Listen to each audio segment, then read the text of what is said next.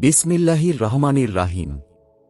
হিজরি ১৬ সনে জলুলা বিজিত হবার পর সেখানকার অনেক বড় বড় রইস ও নবাবগণ দলে দলে এসে মুসলমান হন। তাদের মধ্যে বিশেষ প্রভাবশালী হচ্ছেন জামিল ইবনে বশিবহরি, বুতাম ইবনে নার্সি, রাফিল, ফিরুজ প্রমুখ ব্যক্তিগণ। এ সমস্ত প্রভাবশালীরা মুসলমান হয়ে যাবার পর তাদের প্রজা ও অনুসারীগণ ব্যাপকভাবে মুসলমান হতে থাকে। কাদসিয়ার যুদ্ধের পর সম্রাট ইয়াদ্দুগিরদের দিলাম প্রদেশের ৪,০০০ খাস সৈন্য স্বেচ্ছায় এসে মুসলমান হয়। সম্রাট ইয়াদ্দুগিরদের বাহিনীতে সিয়াহ নামে একজন প্রসিদ্ধ সেনাপতি ছিলেন। ইয়াদ্দুগিরদ যখন ইস্পাহানের দিকে গিয়ে আশ্রয় নিয়েছিলেন, তখন সিয়াহকে ৩০০ প্রসিদ্ধ বীরসহ ইস্তাখার অভিমুখে প্রেরণ করেন এবং এ নির্দেশ দেন যে রাস্তায় বিভিন্ন শহর থেকে একদল সাহসী সৈন্য সংগ্রহ করে যেন মুসলমানদের গতিরোধের চেষ্টা করা হয়। যখন মুসলমান বাহিনী তস্তর এলাকায় পৌঁছায় তখন সিয়াহ দলবলসহ সে এলাকাতে অবস্থান করছিলেন। একদিন তিনি তাঁর সঙ্গী সাথীদেরকে ডেকে বলেন, দেখুন, আমরা একসময় বলাবলি করেছি যে এ মুসলমান জাতি দুনিয়ায় একদিন না একদিন জয়যুক্ত হবে।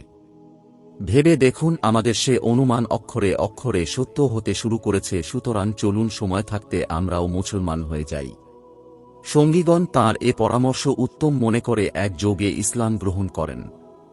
এ অমুসলিম দলটিকে আশাবেরা নামে অভিহিত করা হতো। কুফায় তাঁদের নাম অনুসারে এখনও একটি নহর বিদ্যমান আছে। এ নেতৃস্থানীয় দলটির ইসলাম গ্রহণের পর শিয়াবাজা জিত এবং আন্দুখার নামে ৩টি যোদ্ধা জাতি ও ইসলাম গ্রহণ করে। এ সম্প্রদায় ৩টি সিন্ধু দেশের অধিবাসী ছিল। পারস্য সম্রাট খসরু তাদেরকে বন্দী করে সৈন্য বিভাগে নিযুক্ত করেছিলেন। মিশর দেশেও অত্যন্ত ব্যাপকভাবে ইসলাম বিস্তার লাভ করেছিল। মিশর জয় হওয়ার পর হযরত আমর ইবনুল আস রাদিয়াল্লাহু তাআলা আনহু কয়েকটি এলাকার অধিবাসীকে মুসলমানদের সাথে যুদ্ধ করার অপরাধে বন্দী করে দাসরূপে বিক্রি করে দিয়েছিলেন। এ খবর শুনে হযরত ওমর রাদিয়াল্লাহু তাআলা আনহু অত্যন্ত দুঃখিত হন এবং কঠোর নির্দেশ পাঠালেন যে এ সমস্ত লোককে এক একজন করে ফিরিয়ে এনে নিজ নিজ এলাকায় শস্য ধর্মমতসহ স্বাধীনভাবে বসবাস করতে দাও। হযরত ওমর রাদিয়াল্লাহু তাআলা আনহু এর এ নির্দেশ কার্যকরী হলে তাদের মধ্য থেকে বুহাইব এলাকার সমস্ত অধিবাসী স্বেচ্ছায় ইসলাম গ্রহণ করে। দিনজাত জয়ের পর ইসলামী ফৌজ যখন সামনের দিকে আসে তখন বাকারাত এবং ওয়ারাদাত নামক স্থান থেকে রোম সাম্রাজ্যর অভ্যন্তর ভাগ্য আশকালান পর্যন্ত সমস্ত এলাকায় ব্যাপকভাবে ইসলামের বিস্তৃতি ঘটে। সাতাত মিশরের অত্যন্ত প্রসিদ্ধ শহর। প্রাচীনকালে বস্ত্রশিল্পে এ স্থান বিশেষ উন্নত ছিল। সেখানকার রইস পূর্ব থেকে মুসলমানদের মহিমা শুনে ইসলামের প্রতি আকৃষ্ট হয়েছিলেন। এরপর ইসলামী ফৌজ যখন দিনরাত এসে পৌঁছায় তখন তিনি ২,০০০ অনুচর সহ মুসলমানদের সাথে এসে মিলে প্রকাশ্য ইসলাম গ্রহণ করেন। মিশর বিজয়ী আমর ইবনুল আস রাদিয়াল্লাহু তাআলা আনহু কর্তৃক স্থাপিত ফুসতাত বা বর্তমান কায়রো নগরীতে ৩টি প্রধান প্রধান মহল্লায় অমুসলমানদের বসতি স্থাপিত হয়। একটি মহল্লায় বনু বান্নাহ নামে গ্রিস দেশীয় একটি অমুসলিম গোত্র বসতি স্থাপন করে। মিশর বিজয়ের সময় এ গোত্রের ১০০ লোক ইসলামী ফৌজের শামিল ছিল। দ্বিতীয় আরেকটি মহল্লায় বনু আরজাক নামে অন্য একটি গ্রিস গোত্রের বাসস্থান করে দেয়া হয়েছিল। এ গোত্রটি এত বড় ছিল যে মিশর বিজয়ের সময় তাদের ৪০০ বিশিষ্ট বীর মুসলমানদের সাথে সক্রিয়ভাবে সহযোগিতা করেছিল। তৃতীয় মহল্লাটি আবাদ করা হয়েছিল রোবাইল নামে অন্য একটি গোত্রের জন্য। তারা পূর্বে ইহুদি ছিল এবং ইয়ারমুক ও কায়সারিয়াতে বসবাস করত।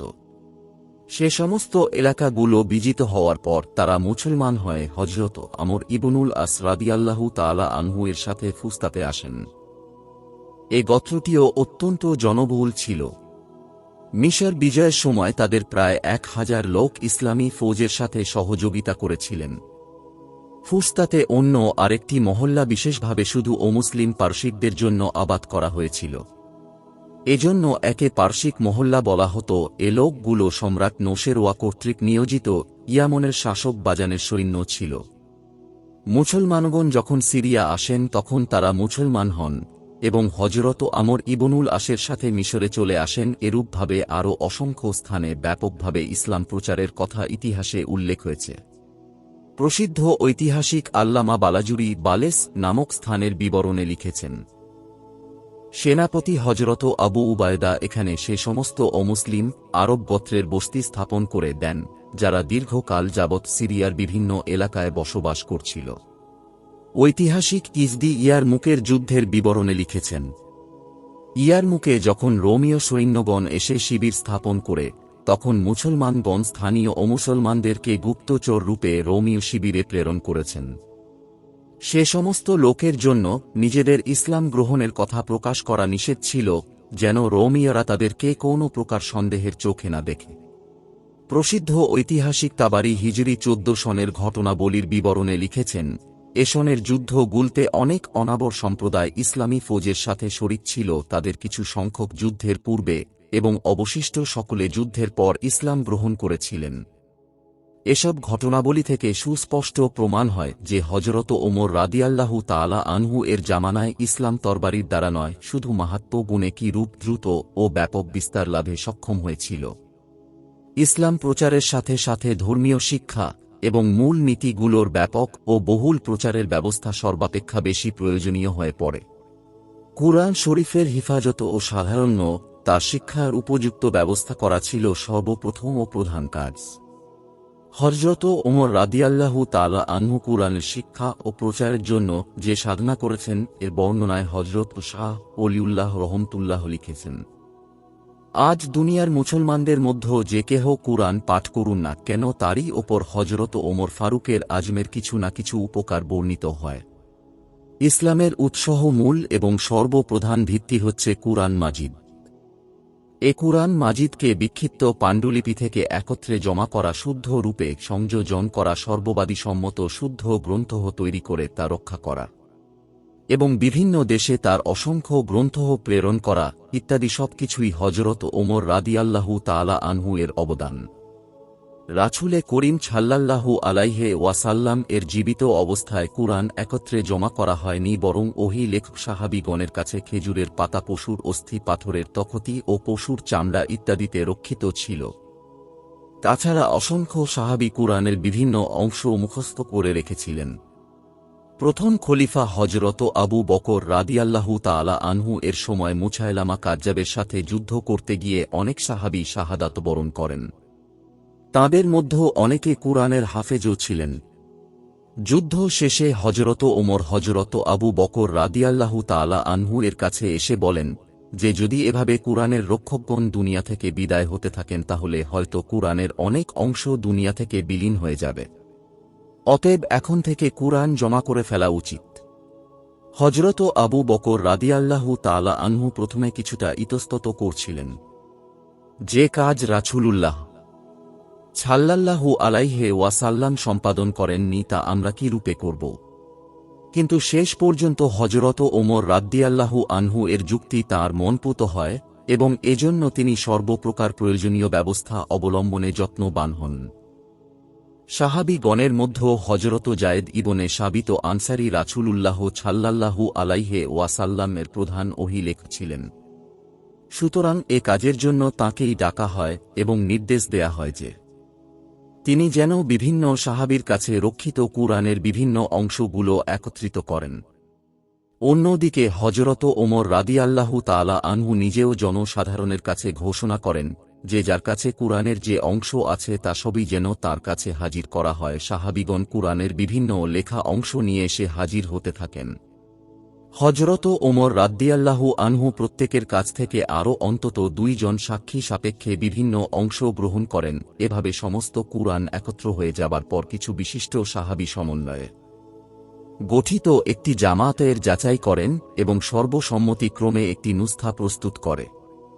হযরত যায়েদ ইবনে সাবিত এবং হযরত সাঈদ ইবনুল আশের উপর তা নকলের ভার দেন। হযরত সাঈদ ইবনুল আশ বলে যান আর হযরত যায়েদ ইবনে সাবিত তা লিপিবদ্ধ করতেন। কোথাও সামান্য উচ্চারণের মতভেদ হলে তাও সাহাবীগণের সম্মিলিত অভিমতে শুদ্ধ করে নেয়া হতো। এভাবে কুরআন লিপিবদ্ধ হবার পর হযরত ওমর রাদিয়াল্লাহু তাআলা আনহু তা রক্ষা করার জন্য বিশেষ যত্নবান হন। এজন্য তিনি জনসাধারণের মধ্যেও কুরআন শিক্ষার ব্যাপক প্রসার করে হাজার হাজার লোককে কুরআন হিফজ করানো হয়। এবং কুরআনের বিস্তর নকল প্রস্তুত করে তা রাজ্যর সর্বত্র প্রেরণ করা ইত্যাদি এমন বিশেষ কয়েকটি কার্যকরী ব্যবস্থা অবলম্বন করেন। এছাড়া বেশি কিছু করা সে যুগে আর মোটেই সম্ভব ছিল না। কুরআন শিক্ষার জন্য মক্তব প্রতিষ্ঠা জনসাধারণের মধ্যে কুরআন শিক্ষার ব্যাপক প্রসারের জন্য হযরত ওমর রাদিয়াল্লাহু আনহু রাজ্যর সর্বত্র অসংখ্য মক্তব প্রতিষ্ঠা করে এতে উপযুক্ত উস্তাদ নিযুক্ত করেন। এ সমস্ত উস্তাদকে বায়তুল মাল থেকে বেতন প্রদান করা হতো। তখনকার যুগের জীবনযাত্রার মান অনুপাতে এ সমস্ত উস্তাদের বেতন একেবারে কম ছিল না। মদিনা শহরের ছোট ছোট মক্তবগুলোর উস্তাদদের প্রত্যেককে 15 দিরহাম করে বেতন প্রদানের ব্যবস্থা ছিল। বেদুইন, যাযাবর জাতিগুলোর জন্য হযরত ওমর রাদিয়াল্লাহু তাআলা আনহু কুরআন শিক্ষা বাধ্যতামূলক করে দিয়েছিলেন। এর তত্ত্বাবধানের জন্য তিনি আবু সুফিয়ান নামে এক লোককে বিশেষভাবে নিযুক্ত করেছিলেন। আবু সুফিয়ান বেদুইনদের পাড়ায় পাড়ায় ঘুরে তদন্ত করতেন। যদি কুরআন সম্বন্ধে সম্পূর্ণ অজ্ঞ কোনো লোক পাওয়া যেত তখন তার উপযুক্ত শাস্তি বিধান করতেন। এসব মক্তবগুলোতে কুরআন শিক্ষার সাথে সাথে কিছু লেখা শিক্ষা দেয়ারও ব্যবস্থা ছিল। এজন্য হযরত ওমর রাদিয়াল্লাহু আনহু রাজ্যর সর্বত্র সরকারি আদেশ জারি করেন যে প্রত্যেকটি মক্তবে ছেলেদেরকে কুরআন শিক্ষার সাথে সাথে লিখন এবং অশ্বারোহণ অবশ্যই শিক্ষা প্রদান করতে হবে। হাদিসের প্রসিদ্ধ রাবি আবু আমের সলিম বর্ণনা করেন, বাল্যকালে আমি ধৃত হয়ে মদিনায় আনিত হলে আমাকে মক্তবে ভর্তি করে দেয়া হয়। উস্তাদ মিম অক্ষরটি লিখতে দেন, আমি তা কিছুতেই লিখতে পারিনি। উস্তাদ বলেন, গোল করে লিখো। বিজিত দেশে কুরআন শিক্ষা সমস্ত সাহাবীর মধ্যেও হযরত মুআজ ইবনে জাবাল, উবাদা ইবনে শামেত, উবাই ইবনে কাব, আবু আইজুব ও আবু দারদা রাদিয়াল্লাহু তাআলা আনহু এ 5 জন রাসূলুল্লাহ সাল্লাল্লাহু আলাইহি ওয়াসাল্লাম এর জীবিত অবস্থাতে কুরআন পাক হিফজ করেছিলেন। হযরত ওমর রাদিয়াল্লাহু আনহু তাঁদেরকে সিরিয়ায় গিয়ে কুরআন শিক্ষা দেওয়ার জন্য অনুরোধ করেন। আবু আইজুব অত্যন্ত বৃদ্ধ এবং হযরত উবাই ইবনে কাব রুগ্ন ছিলেন। বাকি 3 জন অত্যন্ত আগ্রহ ভরে যেতে প্রস্তুত হন। হযরত ওমর রাদিয়াল্লাহু আনহু এর পরামর্শে সর্বপ্রথম তারা হেমস শহরে গিয়ে উপনীত হন। সেখানে কিছু কাল অবস্থানের পর হযরত উবাদাকে সেখানে রেখে হযরত আবু দারদা দামেস্ক এবং হযরত মুআজ ইবনে জাবাল ফিলিস্তিন চলে যান। হযরত মুআজ ইবনে জাবাল রাদিয়াল্লাহু তাআলা আনহু আমওয়াশ মহামারীতে ইন্তেকাল করেন। কিন্তু হযরত আবু দারদা হযরত ওসমানের খিলাফতের শেষ পর্যন্ত দামেস্কে ছিলেন। হযরত আবু দারদা প্রত্যেক ফজরের নামাজের পর দামেস্কের জামে মসজিদে বসতেন আর তাঁর চারদিকে শিক্ষার্থীদের ভিড় হতো। তিনি প্রতি 10 জন শিক্ষার্থীর একটি জামাত ঠিক করে একজন কারি নিযুক্ত করেন। প্রত্যেক কারি নিজ নিজ জামাতে পড়াতে থাকতেন আর তিনি পর্যবেক্ষণ করে প্রত্যেকের শিক্ষার ধারা ও রীতিনীতি পরীক্ষা করতে থাকতেন। কোনো শিক্ষার্থী একবার কুরআন খতম না করা পর্যন্ত আবু দারদা রাদিয়াল্লাহু তাআলা আনহু তাকে শিষ্যত্বে বরণ করতেন না। এরপরও একবার তিনি গণনা করেন প্রায় 1600 শিক্ষার্থী তাঁর দরবারে সমবেত রয়েছে। জনসাধারণের মধ্যে কুরআন শিক্ষা আরও অধিকতর ব্যাপক করার জন্য হযরত ওমর রাদিয়াল্লাহু তাআলা আনহু উল্লেখিত পন্থা ছাড়া আরও নতুন নতুন কয়েকটি নির্দেশের অবতারণা করেন। তিনি প্রত্যেক মুসলমানের জন্য সূরা বাকারা, সূরা নিসা, সূরা মাইদা, সূরা নূর, সূরা হজ প্রভৃতি অতি জরুরি মাসায়েল সম্বলিত সূরাগুলো শিক্ষা করা বাধ্যতামূলক ঘোষণা করেন এবং প্রত্যেক এলাকার শাসকদের কাছে নির্দেশ প্রেরণ করেন যেন প্রত্যেক কুরআন শিক্ষার্থীর জন্য সরকারি ভাতা নির্ধারিত করে দেয়া হয়। কিছুকাল পরে অবশ্য অবস্থার পরিপ্রেক্ষিতে এ হুকুম রদ করে দেয়া হয়। তাছাড়া ফৌজি বিভাগের যে সমস্ত জরুরি নির্দেশাবলী প্রেরণ করা হতো তাতে তাও ছিল যে প্রত্যেক সৈনিক যেন কুরআন শিক্ষা করে। কখনো কখনো খলিফার দরবারে কুরআন পাঠক সৈন্যদের তালিকা চেয়ে পাঠানো হতো। এসব নির্দেশনাবলীর ফলে অতি অল্পদিনের মধ্যে অসংখ্য লোক কুরআন পাঠ শিক্ষা করে ফেলেন। এর মধ্যে লাখ লাখ লোক পূর্ণ হাফেজ হয়েছিলেন। একবার খলিফা সেনাপতিদের কাছে এ মর্মে পত্র লিখেন যে প্রত্যেকে যেন নিজ নিজ সৈন্য বাহিনীর হাফেজগণকে শিক্ষকতার কাজে লাগানোর জন্য খলিফার দরবারে পাঠিয়ে দেন। তখন এর উত্তরে হযরত সাদ ইবনে আবি ওয়াক্কাস লিখেন যে শুধুমাত্র আমার সৈন্য বাহিনীতে 3 শতাধিক হাফেজ বিদ্যমান রয়েছেন। কুরআনের এরাব ও উচ্চারণ শুদ্ধের জন্য হযরত ওমর রাদিয়াল্লাহু তাআলা আনহু বিশেষ যত্নবান ছিলেন। কুরআন লেখার সময় তাতে এরাবের কোনো ব্যবস্থা ছিল না। অথচ অনারব দেশগুলোতে এরাব শুদ্ধি ছাড়া শুধু কুরআনের কপি প্রেরণ করাতে কোনো লাভ ছিল না। এজন্য তিনি প্রত্যেক স্থানে শিক্ষকগণকে নির্দেশ দিয়েছিলেন যে কুরআন শিক্ষা দান করার সাথে সাথে যেন এরাবের বিষয়েও শিক্ষা দেয়া হয়। হযরত ওমর রাদিয়াল্লাহু আনহু বিশেষ বাণী ছিল, কুরআনের এরাব শিক্ষা কর ও যেমন তা জবানি শিক্ষা করে থাকো। তাছাড়া তিনি কুরআন শিক্ষার সাথে সাথে আরবি ভাষা এবং সাহিত্য শিক্ষারও ব্যাপক প্রচলন করেন, যাতে প্রত্যেক শিক্ষার্থী নিজে নিজে কুরআনের এরাব শুদ্ধ করে নিতে পারে। এজন্য তাঁর কঠোর হুকুম ছিল যে ভাষার অভিজ্ঞ ব্যক্তি ছাড়া কেহ যেন কুরআন শিক্ষাদান করতে না পারে। আল্লাহ সর্বজ্ঞ জ্ঞাত।